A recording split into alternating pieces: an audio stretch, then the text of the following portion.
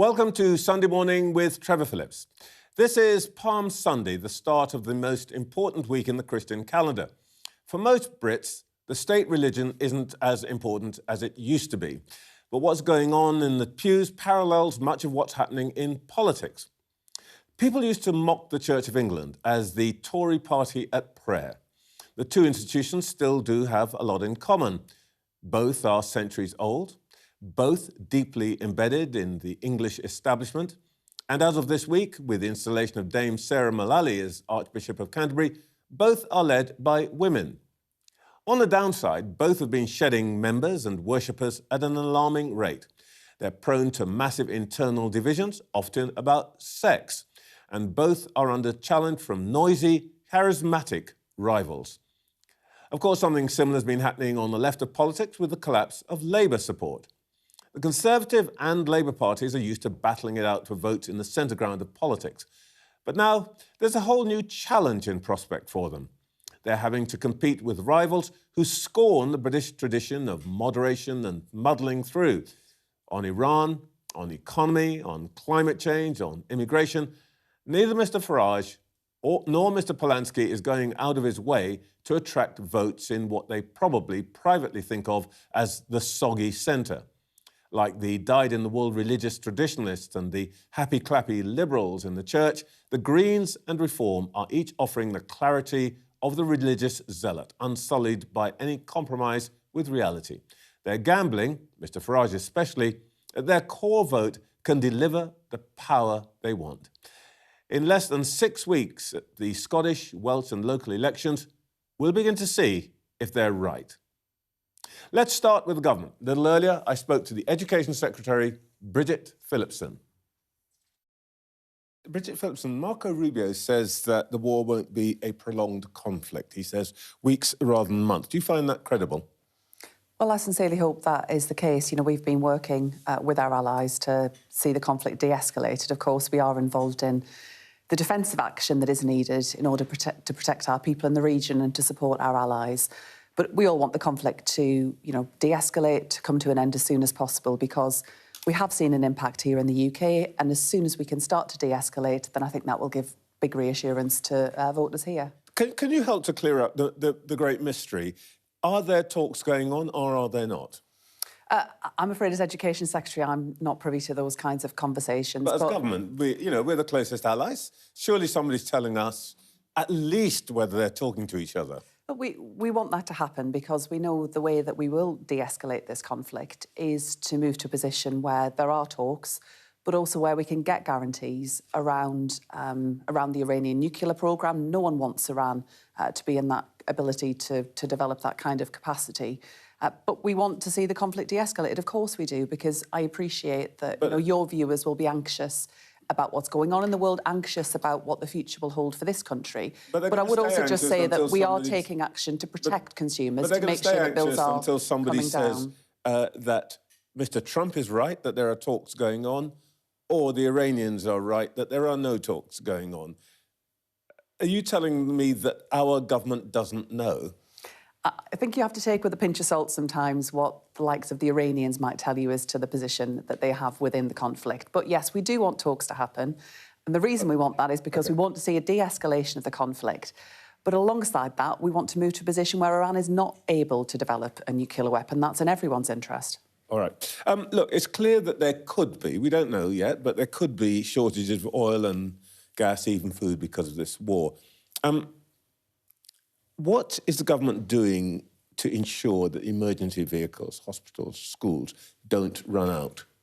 We, as a government, any government would always have contingency plans to make sure that we can deliver what is necessary. But I would just say that where it comes to what consumers will say in their day-to-day lives, the trade bodies, the RAC, the AA have been absolutely clear that if you go into the pump, just fill up as normal, continue as you are. We've got that security of what is coming in and production isn't affected. And I think people should take note of what those trade bodies are saying.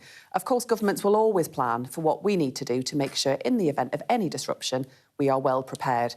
But of course, what we are working to do is to support that de-escalation of the conflict. But alongside that, what consumers will see from next month, from April, is the energy price cap coming down too. So where it comes to consumers at home, they will be protected in that period. They know that's going to be true until June, and what they're, they don't know what's going to happen after that. What they do know is that prices at the pumps are already up, something like 12 to 15%. The Chancellor has attacked retailers, saying that she won't allow profiteering. What is the government's evidence that there's profiteering going on? Well, the challenge is where the reductions are not then passed on to consumers where prices fall. So the Chancellor, together with that's not happening? Well, the Chancellor has been absolutely clear with industry that where prices fall, we expect that to be passed on to consumers, not just where prices increase, where that is passed on to consumers. But we also want greater. When we've asked for the Competition and Markets Authority are also looking into this issue because there have been concerns raised over an extended period. That's why the CMA are considering whether any further action is needed, but why we've also brought in measures to allow consumers to have a greater degree of knowledge, transparency about where they can go and buy their petrol. So the fuel finder, which will allow consumers to compare the prices being charged by retailers, will allow people to bring down costs too. The Chancellor said earlier this week, she used the phrase, exploiting this crisis at consumers' expense. She didn't exactly say that they were doing it, but she implied that there was some evidence of that going on. Now, look, the Times newspaper did an analysis of 6,200 plus petrol forecourts. Wholesale prices are up 18%.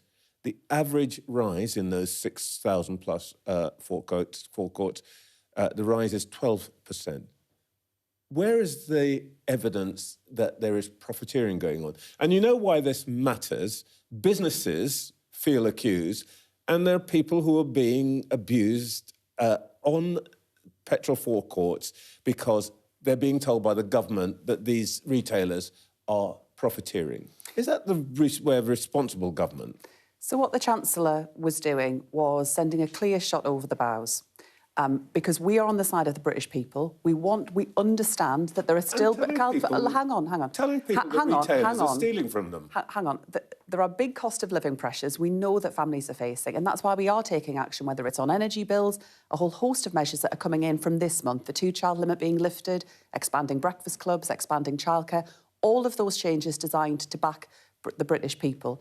But what the Chancellor is concerned about, what I'm concerned about, is that where prices rise, those costs are passed on to consumers, but where prices fall, those costs are not always, the reduced costs are not always passed on. That's why it is right that the Competition and Markets Authority looks very closely at this. It's why consumers should have greater choices when they choose which pump to go to. The Fuel Finder app tool is an important way by which consumers will have that kind of choice.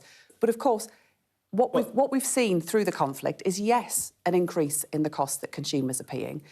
It's why we've taken the approach as a government that we're not going to jump headlong into an offensive conflict which doesn't have a clear end goal in mind. Well, here's something... Whereas Kemi Badenoch and Reform in Nigel Farage would jump into this without thought of the consequences. And then a week later say, oh, actually, sorry, we didn't quite make the right call in all of that one, which says a lot about their judgment. These are serious issues, as you are right to say, serious issues that require serious government, not opportunism, where a week later you say, oh, sorry, got that one wrong. Look, I've got the point, but let's just think about what could help the consumer.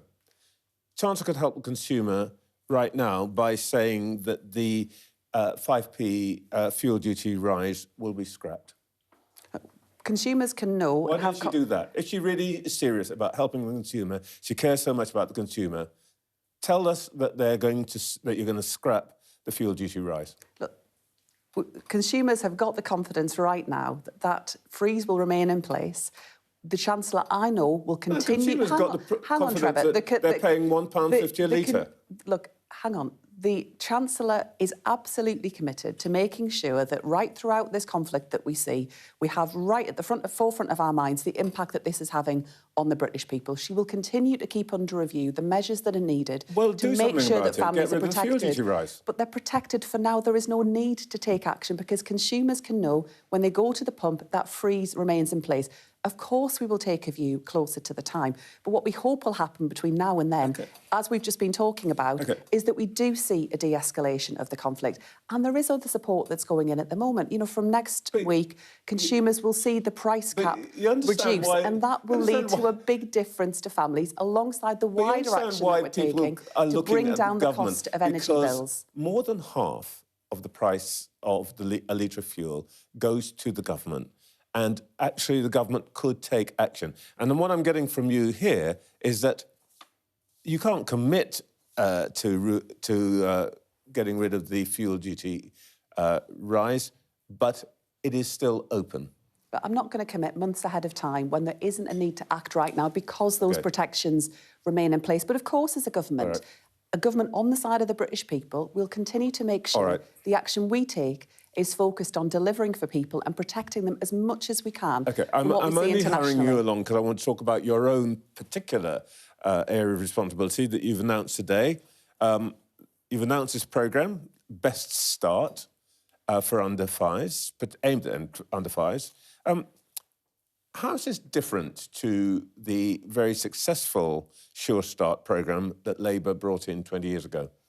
So the Best Start family hubs that we're rolling out across the country builds on the best of Sure Start, so it revitalises that legacy for a new generation of children. And there's lots of evidence now, so many years on, as you say, as to what was most effective from Sure Start. And what was most effective was when you bring together health support, parenting support, all in one place that families can access close to home and as quickly as possible. I was at a hub in Rotherham just last week, and I saw the brilliant impact it makes when you can book in to see your midwife. When your baby's born, you're able to spend time with other parents, to stay and play services. And where if you're finding things hard as a parent, you can access that support right there in the hub with other kind of early help support staff there to give you what you need if you're finding things hard. But the other thing that's changed in that time, since Sure Start was ruled out by the last Labour government, is that childhood's changed a lot. So there's a big kind of online digital offer that we're providing to parents too, because we know that parents will see all manner of information online, some of it useful, some of it conflicting, some of it not so. So that brings together both the face-to-face services that parents need, but a digital offer where you can go and find good quality information, good quality support, or you can go and check online what childcare support you're entitled to, health support, parenting support. This is about backing parents, backing families, and the investment that we're putting in will lead to a real difference in terms of what parents can access. Well, this is interesting, because this might explain a question that occurred to me when I looked through the numbers that you've got. At its peak, Sure Start cost £2.7 billion annually, supported over 3,000 centres. By my arithmetic, that's about 900,000 a centre. You're committing 300 million a year for 1,000 hubs. That's 300,000 per centre. So actually, you're providing a third as many centres as Sure Start did, each one with a third of the Sure Start budget. That's the difference, isn't it? You're just not making the same level of investment. So what you're comparing, of course, is where we got to by the end of the last Labour government after 13 years. We're 2 years in. And I am ambitious for supporting families. And this is a huge, huge step forward. So this is backed up by £1 billion of investment. It runs alongside the big expansion that we're delivering in early years entitlements and childcare, and is also backed up by the wider support we're delivering to parents with breakfast clubs, expanding free school meals, and much more with less besides. money. Well, we are conscious of the environment. Is it all going to be online now? No, we are.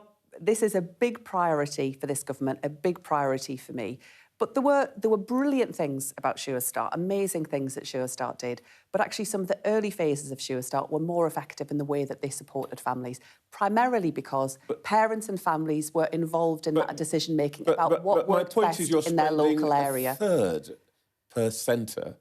We're not even 2 years into a Labour government, and so we might get to the same level of spending eventually. So we're not even 2 years into this Labour government, and this is a big priority, and we're backing it up with investment.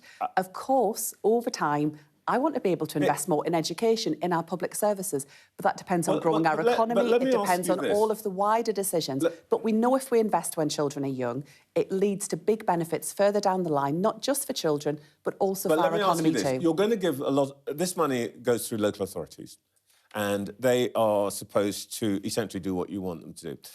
You're going to take a beating in May. There will be reform councils. There will be councils which are not Labour councils.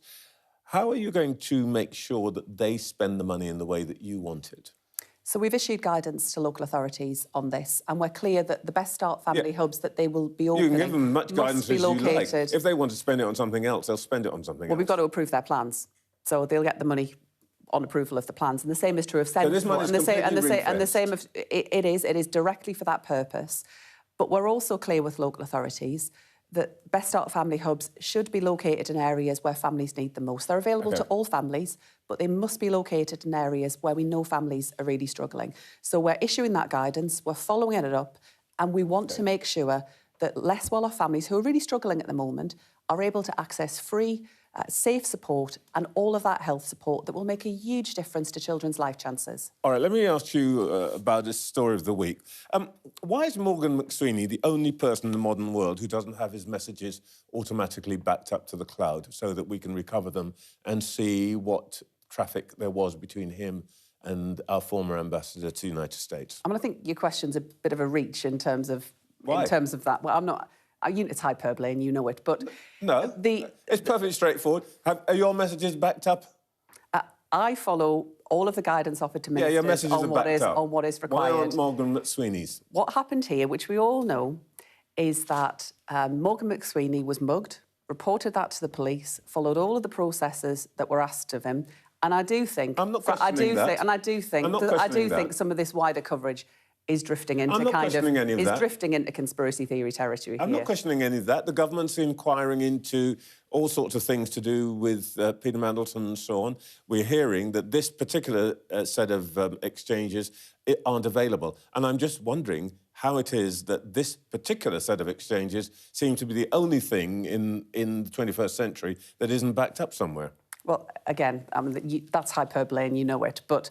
why is it hyperbole?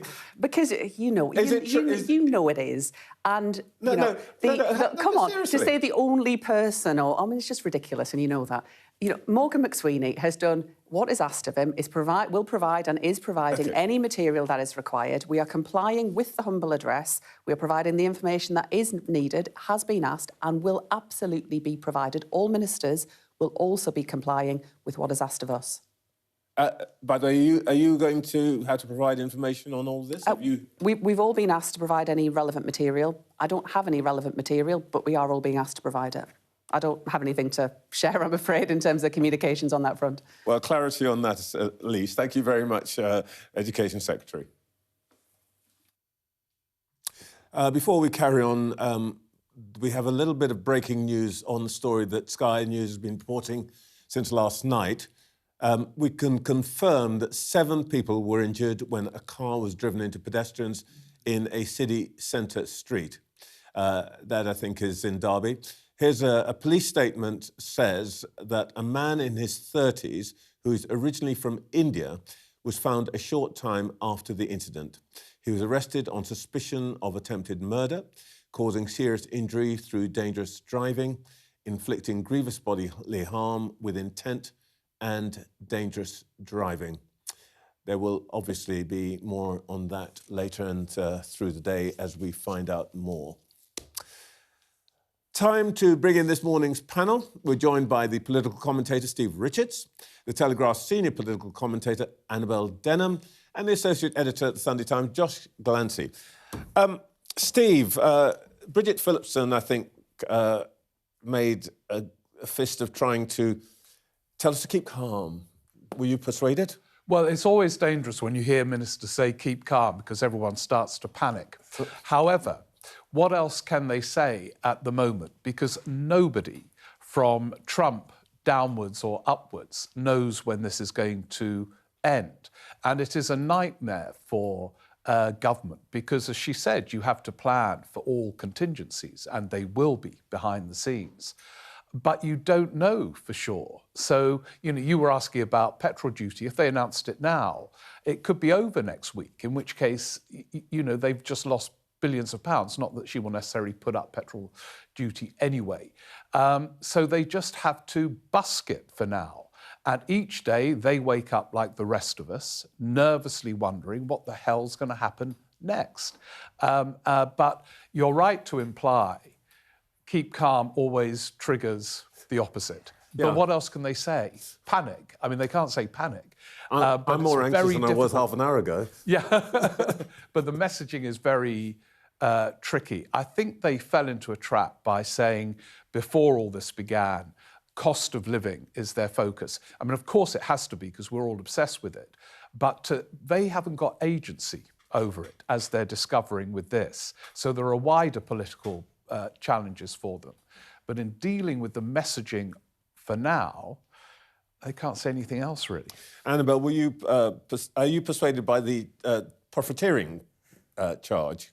Well, no, not at all. And as an investigation in Josh's paper revealed this week, and you referenced, there's no evidence to support this claim that energy companies are price gouging, that ultimately they're ripping off the consumers and profiting from this crisis. Unfortunately, what Labour are doing, and it took them about 5 minutes to do, is trying to stoke anti-business hostility, which already, I think, is too prevalent in British society, in order to deflect some of the responsibility away from themselves and their role in the fact that the UK has among the highest household energy costs of anywhere in the developed world and the highest industrial energy costs of anywhere in the developed world, which is why, essentially, we haven't got any manufacturing base at the moment. And there are many things that they could do in order to bring down bills, not least removing the energy levies, which account for around 12% of our energy bills. Of course, so-called green levies. Exactly.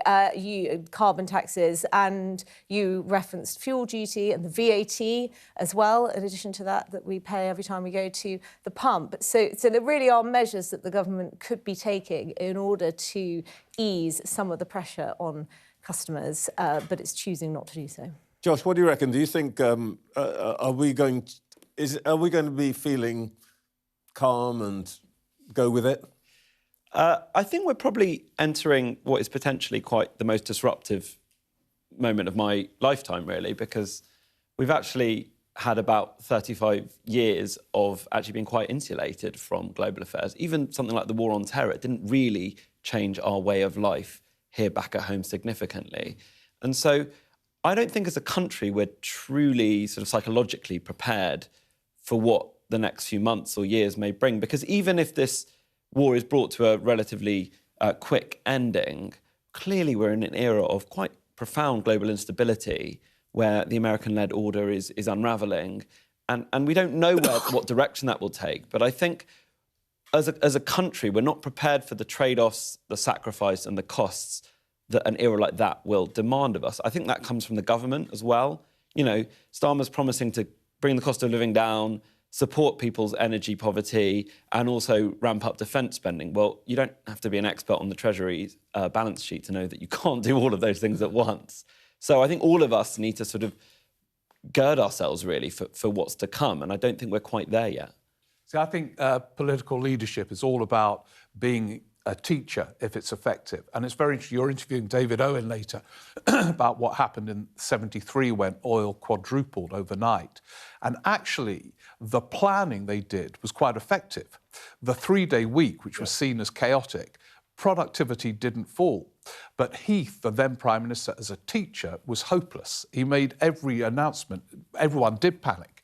And Keir Starmer's got to learn to guide people through this. And he's not one of life's natural teachers. And that's part of the art of leadership in a crisis. And Heath didn't do it either, and he was out of power within weeks, as you'll discuss with David Owen. So that is a real test for this government, not just getting the planning right, but guiding the country through it. But Stevie, I mean, are we really expecting at this point that Keir Starmer is going to give a seminal speech? I mean, I'd love him to. I think this is the moment, you know, a speech that we would really remember. You know, and Tony Blair did it a couple of times in his premiership, but it's not who Keir Starmer is. But I think in some ways it's worse than that for Keir Starmer. If you looked at PM's Qs this week and he was being pressed by Kevin Badenochers to whether he was going to approve more licences in the North Sea, and he essentially implied that it was out of his hands and the decision rested with Ed Miliband, which prompted commentators to ask whether it's actually the Energy Secretary who's now running the country rather than the Prime Minister. And if you look at Ed Miliband's approach to energy policy, some voters would not find that especially reassuring at a time like this. Keir Starmer was resorting to the legal process at Prime Minister's questions. It's becoming a bit of a sort of cliche and commentary at the moment that Ed Miliband is running everything. And it's an interesting question about the power he wields. But you see, you mentioned, Annabelle, the green levy that you pay. If it goes off fuel, it will be paid for through taxation. You have to invest in alternative energy unless you give up. So if you're going to pay for it, the money does have to come from some source. You could cut it, but then it will be put on general taxation. That's been considered, I gather, as one possibility. Well, we've already but you seen have to that pay sleight for of it. hand be introduced when Labour said that energy bills were coming down. It's actually that it's shifted some of the cost onto the general taxpayer. Because it's not free. I suppose the question that arises out of this is that, as you said, back in 1973, when the oil shock, the OPEC rise came in, over 6 months, I think it was from October 73 to March 74, the prices went up, 300%. But we had already been essentially rationing because of the 3-day week, because there was a coal strike and all of that.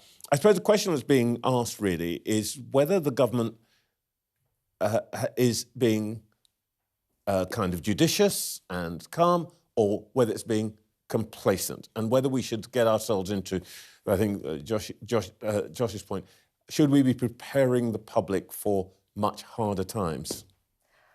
Well, if you look at Slovenia, they've already brought in fuel rationing. I'm not sure whether that's something the British public would accept quite as willingly. I don't think that, British consumers British voters will feel particularly assuaged by the measures that the government has announced thus far. It's all very well them saying that we need to de-escalate this crisis, but I think we need to acknowledge we have very little sway over the course of this war. We need to stop behaving as though Lord Palmerston is in office. We talked, obviously, about price gouging. Rachel Reeves has alluded to there being highly targeted support, so not a repeat of what we saw under the Truss Kwarteng era with that universal package through the energy price guarantee. And there are other measures that the Labour government is taking in order, it says, to bring down the cost of living. But all of these things involve spending money, and that money has to come from somewhere. So in some ways, in response to this specific crisis, we need to take a step back and have a more macro view as to why it is that this week the OECD warned that the UK would suffer more as a result of this conflict than the other countries. And we need to ask what we can do to bring down inflation more broadly, which the OBR now forecasts will remain at 3%. And it's really structural problems that we have with our economy that can make us more resilient. They brought the Spain, Sweden, Poland, India and Norway have already cut prices at the pumps by government fiat, essentially. Are we going to have to follow suit? Well, I certainly think that, as you interviewed Bridget earlier, that fuel duty hike is under severe threat. And I think if this war goes on much longer, we will see that cancelled in some form and rowed back on. And that's fine, that's a response to events. But just as to what Annabelle was saying, I do think, I'm going to be a bit of a broken record on this, I do think us as an electorate, as a society, need to do our bit too. We need to understand that there is a limit to what our government can achieve in terms of how much money it has and how much intervention is possible. Of course, it should do its utmost to mitigate and shield us, but I think we are all going to have to accept that things are going to change. I don't think we're there yet. All right, it's just gone 9 o'clock. You're watching Sunday Morning with Trevor Phillips. In the last hour, the Education Secretary's told this programme that consumers should continue as they are at fuel pumps, insisting that contingency plans are in place for essential services if and when there is an oil shock. She also dismissed the row over the theft of former Number 10 Chief of Staff Morgan McSweeney's phone as hyperbole. Well, we'll come back to that. Let's turn our attention to the Conservatives. Just before the programme, I spoke to the Leader of the Opposition, Kemi Badenoch. Kemi Badenoch, Marco Rubio says that the war won't be a prolonged conflict. He's talking about weeks rather than months. Do you agree? Well, it's very hard to say. I want to see this war brought to an end as quickly as possible. It's having an impact globally, not least of all here in the UK. You look at what's happening with oil prices. But the people I'm most concerned about are the Iranian people who are living under a brutal regime. And right now, what that regime is doing, even attacking its own neighbours who haven't attacked it at all, is very concerning. So de-escalation and bringing the conflict to an end as quickly as possible is what I hope will happen. When you say you're most concerned about the Iranian people, well, of course, there are people elsewhere in the Gulf and indeed our own people. But let's just talk about what you would do here. If the United States asks us to send troops into the Middle East in support of their Marine Expeditionary Unit, should we? Well, I don't have the details that the Prime Minister will have on how ready we are to do those things. What I've always said is that we have to act in our national interest. That's the most important thing. And making sure that our country is secure is absolutely essential. Cooperating with allies is absolutely essential. What I'm worried about is that the Prime Minister has been caught unprepared. When the war in Ukraine started, we were able to send munitions and support long beforehand. We could see what was coming. Even back in January, we were talking about a potential war in Iran. Keir Starmer looks to not have been prepared. You look at how long it took HMS Dragon to get to Cyprus, and I'm more concerned about the preparedness of the government. Well, look, I mean, we can talk about the government all day, but I want to talk about where you stand. And some of it is not entirely clear. I want to ask you this. Do you agree with the Kemi Badenoch who said of the government 3 weeks ago, they're not doing enough. What they're doing is catching arrows rather than stopping the archer, i.e., we should have been in right at the very beginning? Or do you agree with the Kemi Badenoch who said last week, I wouldn't have joined in the initial strikes? No. Well, both of those things are correct. I've been very consistent. Catching the arrows and stopping ago, you said we should be right there. No. So, last week you said we wouldn't be there at the beginning. No, Trevor, do not misquote me. I said that if literally, I'm reading your words. No, but you're quoting it out of context. I said if people are firing on British bases, it is not enough to stop the missiles. You should stop the Archer. You should go after the missile launch capability. I stand by that. That's not starting the strikes. I have never said that the government should have joined in with the initial strikes, but I have said that if we're being attacked, we should defend ourselves, and it is not enough to catch the arrows. You have to stop the Archer, otherwise you will get hit. I stand by that.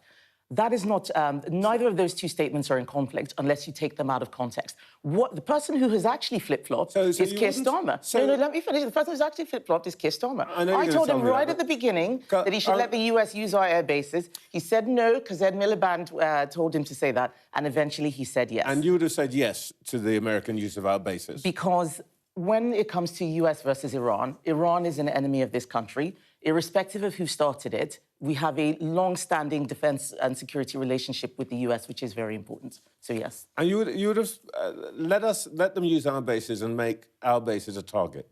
Well, as you can see, that was irrelevant. Iran is attacking people irrespective of whether they have been a part of this or not. We need to look at Iran as what it is. We have been dragged into this war, whether we like it or not. What we do now is what's important. And what I'm concerned about is that strategic defence relationships, not just with the US, but with our Gulf allies, Cyprus, are now being put at risk because the Prime Minister doesn't really have a plan. It's not about joining strikes, it's about having a plan. What's his plan? And his plan is just, who knows? Well, look, we are where we are, and we are beginning to see the effect of all of this at home. Given that we might be facing supply shortages, energy price rises, you've talked about this already, should the government be rationing fuel? Well, what the government needs to do is start drilling our own oil and gas in the North Sea. That is what it should be doing. Yeah, you're answering a question I haven't asked you. No. I will ask you that question. No, I'm telling you but should the government be rationing fuel now? So I'm not. The government has access to more information than I do on this specifically. There are things that they can do to increase fuel supplies. They're not doing them. So going to fuel rationing. This is. I want to ask you about that. Yes, I know, but you're speaking about a hypothetical. No, I'm not talking about a hypothetical situation. I don't want to be in a situation where people are panic buying fuel because of speculative discussions. What should the government do? The first thing it should do is drill our own oil and gas in the North Sea. Right now, what we need to do is make sure that we can support, increase our fuel supplies. The first thing to do is drilling in the North Sea. What it shouldn't be doing is hiking fuel duty. I've been speaking to a lot of businesses. I was on a tractor with a farmer just day before yesterday, and he's already saying that the fuel supplies are disappearing. That the tank that he filled for one price now costs double. People are very worried. I'm very worried about how they're going to manage. But rushing out to say the government should be rationing fuel, that's not the first thing I would be doing. The first thing they should do is start drilling our own oil and gas in the North Sea. It's important for our energy security, our economic security, our national security, and they're not doing that. Well, this is all... I mean, that's all very helpful, but the point is none of that oil would come on stream for years. No, that's not with the gas. The gas would be ready before you could start pumping gas from the Jackdaw field. We heat our homes with gas. All the gas in the North Sea is used in this country. But I've been asking you what should happen in the next few months when this conflict is on, which is what people are worried about. Right. What will happen between now and the summer, not what will happen next year or the years after that. Well, I'm not even talking about next year. I'm talking about this year. This is one of the things... There will be no oil coming out of Rosebank this year. You know that. Trevor, there will be gas coming out of Jackdaw before winter. Nobody's putting gas in. There will be jobs saved. Right now, everything that is happening in the country has got worse because of Labour's bad decisions. They're taxing people away from their, they're taxing people, the jobs are disappearing, unemployment is increasing. I'm telling you what they need to do now, what they can do, what's within their power. I'm asking you about petrol and supplies, for example, for emergency vehicles and so on, and you want to talk about what might happen in 12 months or 24 months' time. No, I'm not talking about 12 or 24 months. That is not correct. And this is one of the reasons why people don't understand how we are creating a catastrophe on our own shores. We can do something about our gas supplies. We can do something. What worries me is that the government is unprepared for everything that's happening. They're caught by surprise by every single thing. And then we end up in a situation where we're talking about rationing fuel. You want to open up the Rosebank oil field, Jackdaw gas fields. The Conservative Party's now dumped David Cameron and Theresa May's net zero policies completely. How do you explain that to the most enthusiastic supporter of net zero in the country, the King, in whose name you would be acting were you Prime Minister? Very, very easily. The fact is, net zero is a slogan, it is not a plan, and it is bankrupting our country.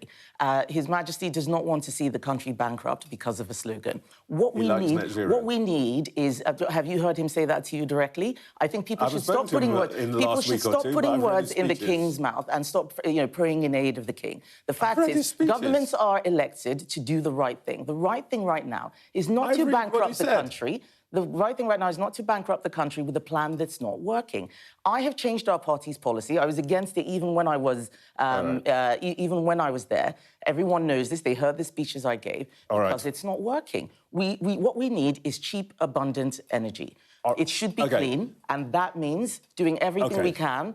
Nuclear, renewables, and oil and gas too. Can we talk about the politics? You're basically heading for a beating in the May local elections. You barely figure in polls in Scotland and Wales these days. You're more than 10 points behind Reform. You're now weaving conspiracies around two men who no longer occupy public office, Morgan McSweeny and Peter Mandelson. What's the conspiracy I'm weaving, Trevor? Go on. Apparently, it's fishy that he lost his phone. Why is By that the way, a your Shadow Home Secretary comes in here week after week and reminds me that crime in London is rampant, people get their phones snatched out of their hands all the time, and that the mayor is a terrible mayor because he's allowing that to happen. It happens to this particular official, and you suddenly decided it's fishy. Well, why didn't he tell the police that he was the Prime Minister's Chief of Staff? That's He doesn't fishy. have to. Well, it's a government phone. The Prime Minister's Chief of Staff... That's nonsense, Trevor. I'm not even accepting that. What if Iran had stolen that phone? What if Russia or China had stolen that phone? The Chief of Staff did not tell the police who he was. That is extremely fishy. I'm sorry. I'm sorry, Trevor. I'm not accepting this at all. That is extremely fishy. Some people might say that's good conduct from a senior civil servant who doesn't use his position to get special treatment from the police. If I tell you this now, as a government minister, when I was a government minister, if my phone was stolen, I would tell the police exactly what was on that phone and why it was a security issue. For him not to have told the police or the security services, I'm afraid, is fishy. Let's get back to this is the man who advised. This is the man who advised the appointment of Peter Mandelson. Something we've now seen has been a huge cover-up, lots of lies. The Prime Minister saying he didn't know the extent of the relationship. Of course they're fishy. Are you saying Morgan McSweeny is lying? I don't know whether he's lying. I said the whole situation stinks. Why is it that when they knew we were going to be asking for documents and all the messages that he sent, his phone mysteriously disappeared and he didn't tell the police at the time who he was? That is extremely fishy. I stand by that. It is not a conspiracy theory. Questions need to be answered and he should come into Parliament and explain what happened. You said this week, by the way, that you'd want to ban the burqa. I have not said that at all. I have launched a commission looking into culture and integration. There's some people who want to ban the burqa. I've said this is something that we will look at. It's not even the burqa that's mostly worn in this country, it's the niqab. What I want, there are more serious things going on, but we should look at all these things. I firmly believe, as you know, you've seen a lot of my work, that culture matters, British culture and British values matter. We need social cohesion and integration. We can't have people separating into their own communities. And we want to do a huge piece of work that will come up with the best policies that will ensure that we can bring people together. And government deciding the way the women dress would be part of that? Well, if you listen to the speech I gave, I said it's not really about banning the burqa, that this is just that culture is more than the clothes you wear or the food you eat. It's norms, it's behaviour, it's how you treat women, it's how you raise your children. There is so much that we need to look at. A lot of people use banning the burqa as an example. There are things I've talked about, you know, cousin marriage, a huge issue. We need to look at all of these things. There will be no stone unturned, but that's what the culture and integration... The reason all these things matter is that your party's facing this challenge from Reform UK. My Sky News colleagues have commissioned a poll that we're releasing today, and it shows which party of the right has electoral advantage at this moment. In 93 constituencies, that's you, Conservatives, but Reform beats you in 316 constituencies. Your refusal to countenance a deal, because we've discussed this before with Reform, is going to put Keir Starmer back in number 10 for 5 years. Many of those constituencies that you're talking about with Reform are not necessarily places they would win anyway. These are places that are actually left, Gorton and Denton being a classic example. What I'm trying to say is that there is only really one party of the right, and that is the Conservative Party. Nigel Farage wants a bigger state. He wants to spend more money on welfare. He just wants to be in charge of a bigger government. And what I want people to understand is what the Conservative Party stands for. But right now, he's got a bigger claim than you have. Well, the election is not right now. We've only just left office, not that long ago, less than 2 years, our worst defeat ever. It's going to take time. There are many people who would vote Conservative, who will not vote Conservative if we start doing deals with Reform. People need to understand what we're about, what we stand for. And if you take more councils than you in May, will you think again and start to talk to them? I have been very clear. You need to know what you're getting with a Conservative government. Lowering taxes, abolishing stamp duty, abolishing business rates, those are the policies that we have now. Anyone who's talking about doing deals now is not thinking about the public, they're just thinking about how to get themselves jobs. We are for public service. How do we fix the problems that the country has? Kemi Badon, thank you very much for your time this morning. Trevor. Well, you'll have heard me refer to new work by Sky's teams at the end there. That's in a new piece by our political editor, Beth Rigby. You can catch The Battle for the Right on Sky News platforms and YouTube from today.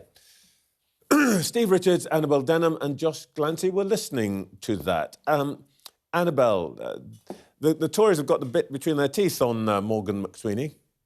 They really do. They're absolutely adamant that this doesn't pass the smell test, that something very fishy is going on here. Now, Morgan McSweeney's allies would say that he's a slightly disorganised chap, that he was under an immense amount of pressure at the time, that he's quite modest, and it's therefore not altogether surprising that he didn't declare that he was the Prime Minister's Chief of Staff in that phone call. And I do have some sympathy with that. I also find it unlikely that he was walking down Belgrave Road, or that he reported it as Belgrave Street later to the police, holding out his phone in the hope that somebody would snatch it from his hands. But what I do find strange is that the government, Number 10, didn't go to greater lengths to try and retrieve the phone, to try and get CCTV, to establish who might have stolen it, to ensure that it hadn't fallen into the wrong hands, not to mention the fact that he wasn't backing up his chats, he wasn't providing screenshots and so on and so forth. So it does look like he was attempting to cover something up when it comes to his dealings with Peter Mandelson, his former mentor. And that's the wider scandal here, isn't it? This is what is incensing the British public, but also the Parliamentary Labour Party. I've been really struck, speaking to Labour MPs, at how disunited they are on so many things. But when it comes to Mandelson, the decision to appoint him as our man in Washington, they are absolutely on the same page. They are so enraged that Keir Starmer could have made this mistake to begin with, and that he's subsequently seemingly tried to cover his tracks. Josh, you've done investigations. You're kind of genetically suspicious. What do you make of this? I'm afraid I do lean much more towards cock-up than conspiracy here. I think Annabelle's right that Morgan has many talents as a political analyst, but he is a little bit of a disorganised guy. He is a bit chaotic. And as much as we like to think that our police and our government security services function impeccably at all times and get to the bottom of every single story, they often don't. We know this from our personal interactions with the police. And I will say, having spoken to friends of Morgan McSweeny this week, I've been told, you can take this at face value or not, that he's actually quite relaxed about this. He's not too concerned. One person told me that actually he often used to not reply to Peter Mandelson's messages, which, if you've texted with Peter Mandelson, he is a very voracious texter, Peter Mandelson, or was. So I'm not genetically suspicious about this one, but I'm willing to be proved wrong. Obviously, it's right that we chase down what did really go on. So Steve, where are you going on this? Are you buying the sort of slow horses Mick Herron version of this? That be a great Mick Herron episode or series, wouldn't it? I don't know. I mean, it's very convenient they've gone. I'm just disappointed we're not going to see those texts because, you know, we all follow this government very closely, and you have to follow it behind the scenes to get a real sense of it.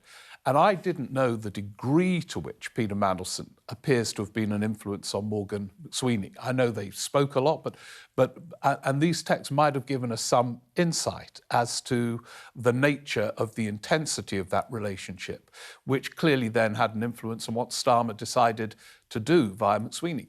And we won't, it seems, get those texts now. So I'm kind of disappointed if the phone was nicked, that we don't get those just quickly, Steve, you follow the ins and outs of this. How big a loss to Starmer is Morgan McSweeny?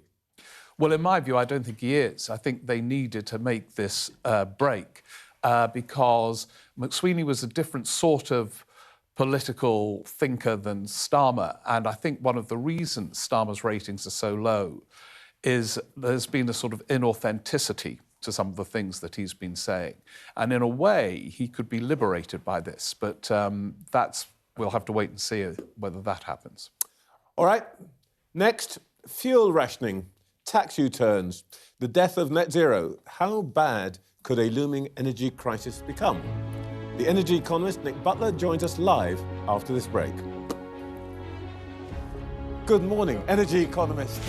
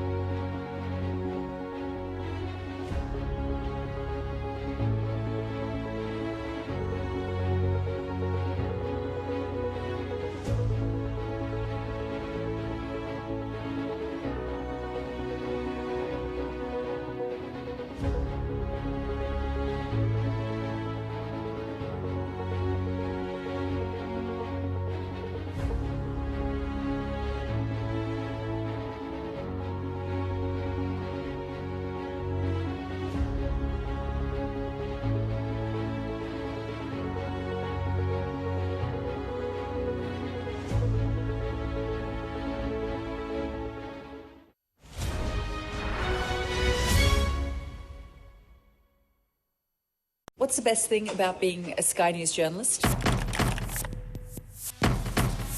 Who's funnier? Being a Sky News journalist. A special edition of The World with me, Yalda Hakim. Pakistan has a right to respond. You're like, what? Historic day here today. Congratulations, this is a huge moment. But what happens now?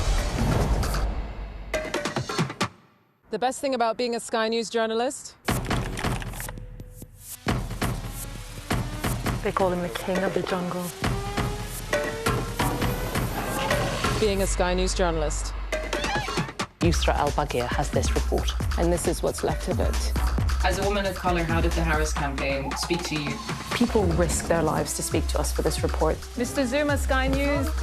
We're trying to see as much as we can. What's the best thing about being a Sky News presenter?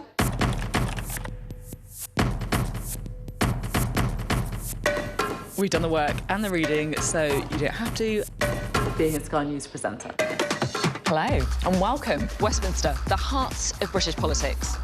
I'm so sorry about what happened to you. So what on earth is going on? It's not true. Can I tell you what I think? It's really unusual. Mornings with Rich and Frost. Let's crack on. Let's get started.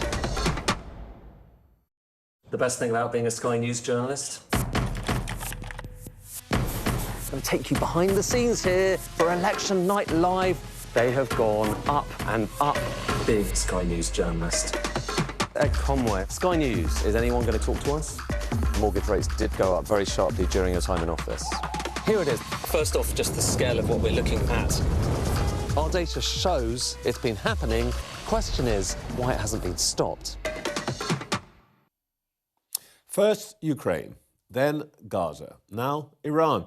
We've seen more than once this decade how a conflict thousands of miles away can have broad and deep ramifications here at home. So how are we bracing ourselves for an incoming energy shock? I'm joined by the energy economist Nick Butler, former advisor to then Prime Minister Gordon Brown. Morning, Nick. Good morning. Marco Rubio says that the war won't be prolonged. It'll be about weeks rather than months. Do you find that credible? I'm sure he knows more of Mr. Trump's mind than I do, but I don't think the ending of the war, if there was an agreement this week between Mr. Witkoff and Mr. Kushner and the Iranians, I don't think that would end the energy problem, because this is not an energy crisis caused by politics, as many in the past have been. It's a crisis now being caused by the actual destruction of production facilities, as in Qatar, and by the production of refining facilities, as in Kuwait. And this, because we depend so much on the Gulf, this is affecting the whole global market. This is why people are now concerned that there's a developing shortage of diesel and of jet fuel. Jet fuel prices have gone up 50% since this war began, and I think they'll go up further. And they begin to have a real effect on the economy around the world. As the boss of Shell said this week, that crisis begins in Asia because they are the main importers directly from the Gulf.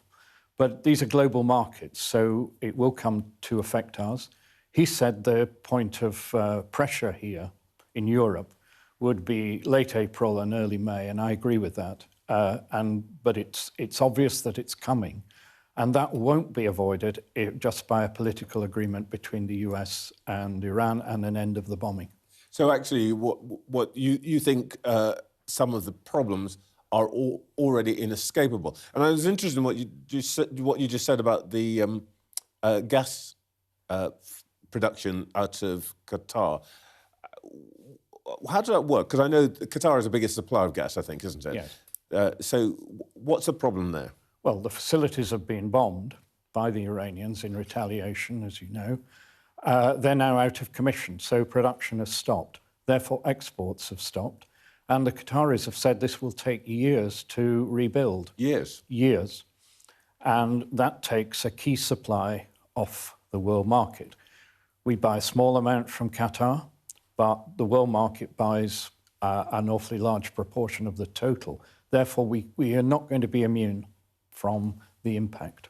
So this could go on for quite some time. And that brings me to the issue of what the retailers do particularly at the moment, about petrol, though obviously there'll be household energy costs and so on down the line. What do you make of the government's allegation that petrol retailers are profiteering? I'd like to see it substantiated. I'm not sure it's true, but if people have evidence, I think the best solution to this would be a forensic audit of what they're paying for the fuel and what they're selling it for, and to see what margin they're getting. If anybody is profiteering, they should face the full force of the law. But otherwise, the allegations are just a distraction from the need for a serious policy on a shortage that is coming. And what would a serious policy on shortage? You're talking about fuel, presumably food, and so on. What do you think government should be doing now, and how serious could it become? Well, there are a number of things. I think, first of all, we should be maximising our own production from the North Sea. That's what other countries are doing. The International Energy Agency have asked member countries, to do that. The Canadians and others are getting a bit more out. That won't solve the whole crisis, but they should be doing that. And I think the focus on the North Sea now should be approving Rosebank and Jackdaw, bringing on their production as soon as possible. Rosebank is oil, Jackdaw is gas. Yes, and Ed Miliband told me last week, no, there's no point doing that. It won't make any difference. I think it would make a difference with respect to it. I think it shows that we take the crisis seriously. And I can't see any economic or moral or environmental logic in importing, which is what we will have to do to meet demand, rather than producing our own resources. It would also provide jobs. I mean, there is a real decline of the industry in Scotland, in Aberdeen, and of the supply chain. It would help protect jobs, and it would produce tax revenue for the future. So I can't see the logic of the current policy, and I hope as part of a review of policy now, it will be changed. So you agree with those who say that actually licences should be granted pretty much forthwith? Yes, I would grant the licences, and then the industry, I think, will take up quite a few of those licences, because at current prices, which have gone up, and I think will stay up, it's commercial to make those developments. It is, let me stress, it's not going to solve the whole thing overnight. He's right to say that. And I think there will still be some shortages over time because of what's happened already. And we need to deal with that by looking at who's going to be protected and who isn't. I don't think any government can leave this just to the anarchy of the open market. I think they will have to protect key areas of the economy. You're almost old enough to remember the tanker drivers' dispute in 2000. They had to protect, food supply, the hospitals, schools, and so on. Key parts of the economy that the government can't just let go to the wall or force to pay very high prices very suddenly. So that takes some of the available supply off the market, and then they have to think about what they do with other areas. And there's a good piece in the Sunday Times today on what's happening in Ireland, where they are seriously planning. There was a cabinet meeting this week there to do that. I think we should be doing that in the UK. Nick Butler, thank you for your time this morning. Well, in just a moment, what history tells us about how to deal with an oil crisis. And I remember this one. The Foreign Secretary, a full 49 years ago, David Owen, will be here.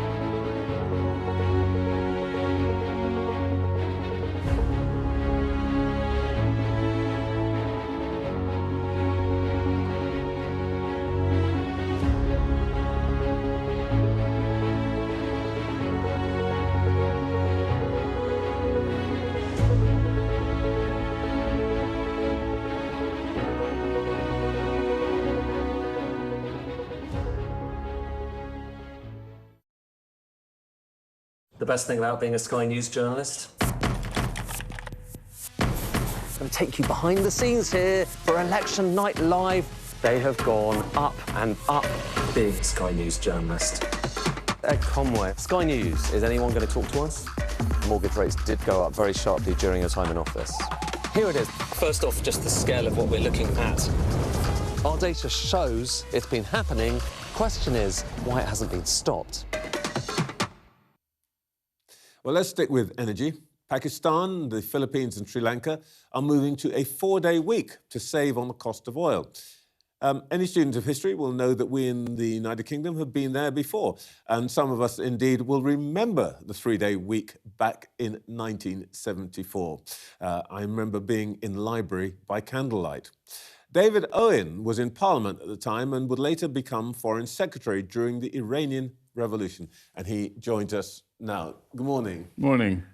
David, let's just start with 1973-74, when the OPEC countries, the Arab producers, raised the price of oil by 300% in 6 months. Did anybody at the time grasp how significant that was going to be?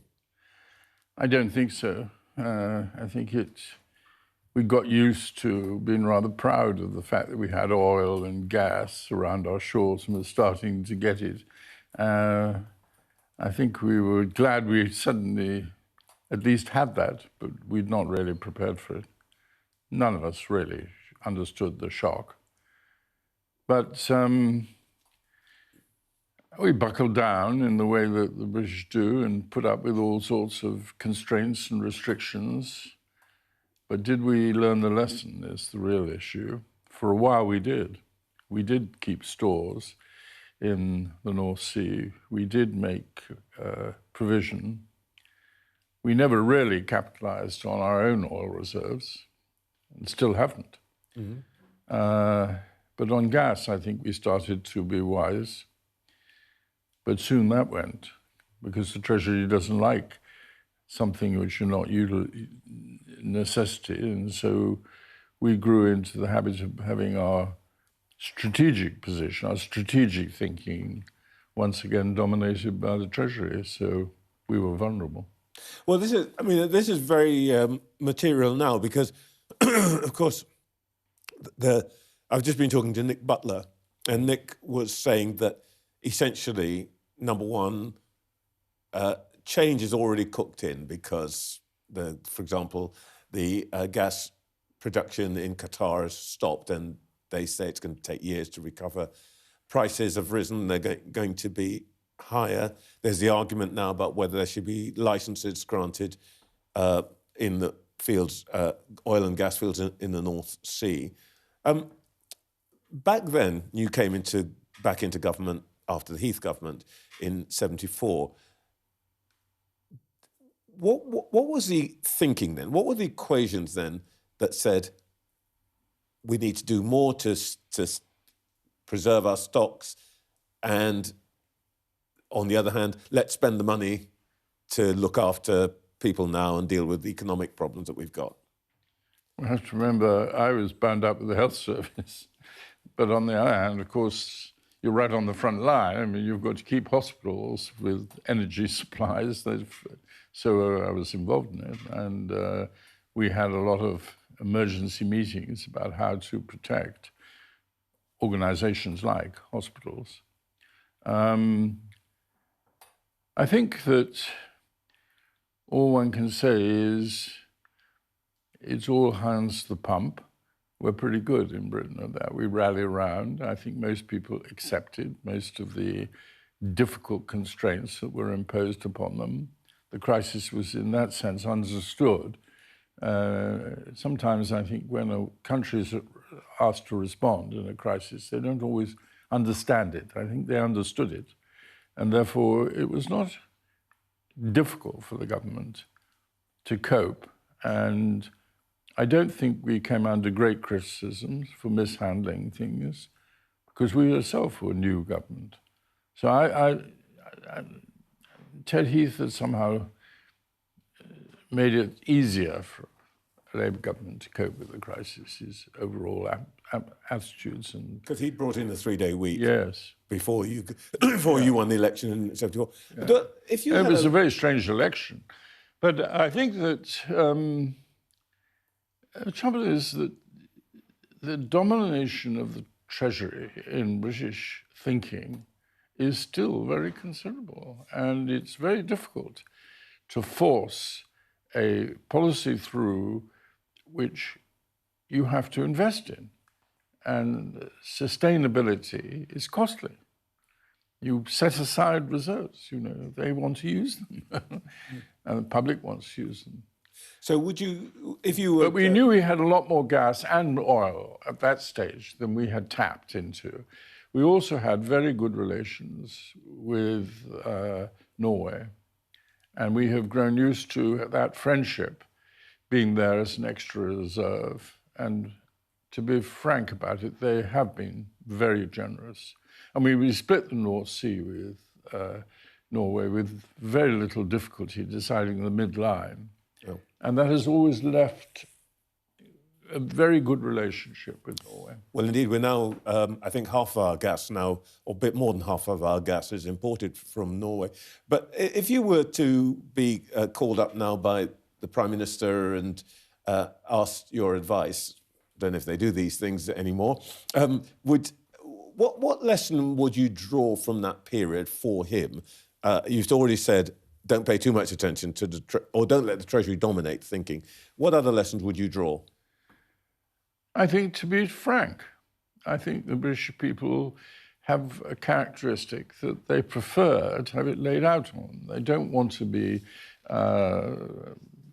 pussyfooted around with. They prefer to know the facts. I think that does come from 39 and 40. We prefer to have it laid out quite bluntly and no special pleading and expect then the people will respond. So tell them the truth rather than tell them to keep calm. Yeah, tell them the truth, unvarnished. What about the relationship with the Americans? Because, of course, this was very important, and you were a great Atlanticist. What do you make of the way that we are, our posture, if I can put it that way, with the Trump White House and the Americans' activities now? Well, there are two aspects of it. The military side. I think the biggest problem we face in how we've handled America in terms of military matters is I think there is growing anger amongst the American military at the way Britain has behaved. Absolutely classically shown by the way we behaved when they asked to use Diego Garcia. And here, the legalistic Prime Minister and his Attorney General did not serve the country's interests at all well. You think we should have said yes? Of course. If you're in alliances, and NATO is an alliance, and if you're in an alliance with America, which goes well outside Europe in terms of military, and has gone on for decades and decades, if you're wise, you handle that very carefully. And you ought to, from time to time, recognize that you'll have differences with the politicians. But what you do not want is the American military thinking you've let them down. And I think we're in that situation. And just very quickly, you said that there was a second aspect other than the military? Well, it's the perspective of your own people. There, it is always better to be blunt and honest and not hide. And then if it turns out better, good, but slightly err on the side of being pessimistic in what you say so that they're cushioned to what may turn out. After all, these are all estimates. It's very hard to be sure.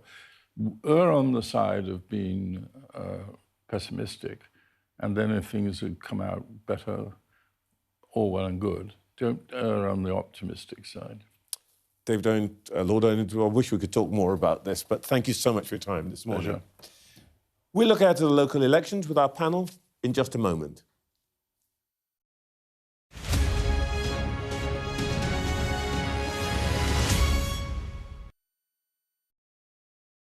Liberation Day. By popular demand, here we are. Donald Trump. It is quite the story. Wherever it goes, on Trump 100, we go with it. Can you tell us who you're looking for? Unbelievable we've come to this. Are you overstating the reach and significance of this deal? Not like you said it. From the UK. Why don't you go back to your country where you have a major migrant problem? It was 10 feet from him, and all of a sudden the shot's running out. People impacted. I'll tell you on another day on the podcast what that was all about. Join us wherever you get your podcast.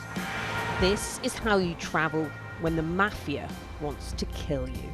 He's almost given up his own freedom, but that's the price he's willing to pay. Here, they don't just arrest and Ndrangheta mafia members, they also live among them. Time after time, I've seen the devastating impact of extreme weather and climate change. We don't have much snow at the moment. They've had a warm spring and exceptionally hot summer, and that means they're expecting to lose more than 3 times the amount of ice than they usually do. Flames are still forcing people from their homes and leaving many questioning their futures. Here was my life. We have nothing. I can't say anything, it's so sad. This disaster is testing the resolve of everyone on this island. The only way out now is by boat. Everything you see is devastated, and the misery being felt by people living here is repeated in towns and villages across Central Europe. Sky News, get the full story first. Turkey is burying its dead. The loss is profound. Whole families died in this collapse, generations wiped out. The violence has penetrated the heart of the city rather than being contained to the estates around the edge, and that speaks to the level of anger being felt here. In Sweden, police have seized a lethal stash. This is just a small sample of the deadly arsenal taken off the streets. This is an example of an advert, really. Anyone of any age could say, I'll do that for £1 million, and then have to go and shoot someone. Yes. I'm Siobhan Robbins, Sky's Europe correspondent based here in Berlin.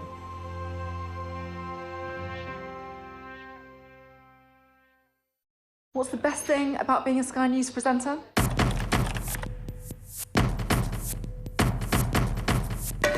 We've done the work and the reading, so you don't have to. Being a Sky News presenter. Hello and welcome. Westminster, the heart of British politics. I'm so sorry about what happened to you. So what on earth is going on? It's not true. Can I tell you what I think? It's really unusual. Mornings with Richard Frost. Let's crack on. Let's get started. What's the best thing about being a Sky News journalist? Who's funnier? Being a Sky News journalist. A special edition of The World with me, Yalda Hakim. Pakistan had the right to respond. You're like, what? A historic day here today. Congratulations, this is a huge moment. But what happens now? Here at Sky, we're limbering up for the local elections. It's the biggest ballot box test since the general election. In England, over 5,000 seats are up for grabs, mostly last elected in 2022. Labour's defending more than half of those seats and councils. Reform and the Greens contested barely any last time, so we've got to keep an eye on them. London and Birmingham are the biggest prizes. In Scotland, the SNP is chasing a 5th consecutive win in Holyrood. Every constituency and regional seat is up for election, but the question is, will anyone get a majority? But the biggest story of the night, we think, could be Wales. Labour has won every domestic national election in Wales since 1922. 1922. But the polls have them well behind Plaid Cymru and Reform this year. A new electoral system has created lots more seats, making things a little trickier to predict. Well, let's talk about that with our panel of Steve Richards, Annabel Denham and Josh Glancy. Steve, I know this is probably not the place that everybody wants to start, but the Wales thing absolutely seems to me astonishing. Yeah, and I think other results will be equally astonishing. It's clear if these polls are remotely accurate that Labour are going to get slaughtered in these elections. And although we know this in advance, we were just talking about it, the mood on that Friday and the weekend afterwards will still, I think, it's quite hard to predict. In other words, I don't think Labour people think, oh, we expected this, time to get on with it. I think there will be a real shock. And you should say Wales, in a way, symbolising a collapse in support for a governing party. I know it's midterm, and they'll all say it's midterm, but I think the scale of the defeat will have repercussions for a long time to come. And it's iconic, isn't it? I mean, Wales, the Labour Party won its first seat, Keir Hardie, in South Wales. And Wales has been Labour's fiefdom. And even now, it just seems slightly bizarre for, an old political warhorse like me to be talking about Wales as being in any way politically in play. Well, it has all the ingredients of a disaster for Labour because at both the Welsh level and at the UK-wide level, there's a very strong sense of disillusionment with the Labour Party. People in Wales are very upset about the state of public services. If you look at the NHS in England, well, the mess is on a different order of magnitude in Wales. I believe it's around 1 in 4 people who are now on NHS waiting lists in Wales. Then you've got the fact that it's been a bit of a petri dish for some pretty mad ideas, piloting various working from home schemes, of course the 20-mile-an-hour speed limit, which has been deeply unpopular. And then, as I say, you've got people feeling disenfranchised with the Labour government in Westminster and the way in which cost of living is going and so on and so forth. So I think that's a very toxic mix for Keir Starmer. To the wider picture, I don't think we can understate. Yes, I agree with Steve that it doesn't feel like it's priced in, and I don't think we can understate how much of a shock it will be to Labour MPs to actually see those results, to return to be in their constituencies and see their friends who are Labour councillors losing, and I think that could really sort of reignite momentum against Keir Starmer in terms of there being some sort of leadership contest. Josh, you've been writing this morning, actually, about, as it were, a division within the Labour leadership about how they should approach this. I mean, I suspect everybody thinks it's going to be a bad night, how bad and all that, but that they've got to find an answer. What do you think the answer that they're going to find might be? We can already sort of tell that they will be saying something like, look, we expected this, midterm governments are unpopular, we've got a lot of external factors that are making life difficult in the country, hold steady, the election's still a couple of years off, and don't panic will be the message. Whether that resonates when people face the emotional pain, as Annabelle references, of losing seats, of seeing Nigel Farage and Zach Polanski grinning and waving on the telly, the emotional pain of seeing the Welsh stronghold of Labour collapse is unclear. I think Scotland's really interesting too, because in Wales, as Annabelle rightly points out, the devolved government is also unpopular and has been there for a long time. In Scotland, they can't blame the fact that they have an incumbency problem. And that's why Anna Sawar is so frustrated up in Scotland, because this really should be his moment. He was in quite a good position to take Holyrood, but Keir Starmer is so unpopular on the doorstep in Scotland that Labour are nowhere. And that's why you saw Sawar move against Starmer a few weeks ago, because he really feels that he's utterly fed up with Starmer effectively blocking his chance at Holyrood. What's really extraordinary, I think, is that John Swinney now has this laser focus on independence. That is the big issue that he is going to voters with, and that was a catastrophe for the SNP just in 2024. But if you look at the polling, they're leagues ahead. I'm very struck on the other side of this, bad night for Labour, but of course, the insurgents, the Greens and Reform, look like they will do well. I mean, people talk about, Reform plateauing and so on, but I think in the context, bearing in mind 2 years ago, the idea of Reform being competitive in Scotland would have, had everybody in the studio laughing, but actually it looks like they might even come second to the SNP. Yeah. You see, this is why, on one level, it's going to be difficult for the Tories as well. in that voters who are disillusioned, and voters are always disillusioned with a government midterm, have this plethora of parties to choose from. So, you know, in the 80s, they would go to the SDP or something if they were disillusioned with the two bigger parties. Now they can choose the Greens, the SNP, they will go to for the Lib Dems in some places, and of course Reform. And this means the political landscape is sort of unrecognisable from any equivalent period when you look at a sort of midterm government period. And it will represent, so part of the story afterwards will be the rise of the insurgent parties. But how the two bigger parties tackle that challenge is both fascinating and hugely challenging for them to address. Do they get rid of their leaders? If so, what does that change represent? Or do they stick with their leaders? In which case, how the heck do they challenge the depth of disillusionment with mainstream politics? Great segue, Steve, because actually I need to spend that. We've got about a minute to go. Give you each 15 seconds to answer the Sunday morning memorial question. How long does Starmer survive? I've always been long Keir Starmer just because I think there's a first mover problem in Labour and they don't have a clear alternative. So I certainly think he'll be I suspect he will still be Prime Minister next year.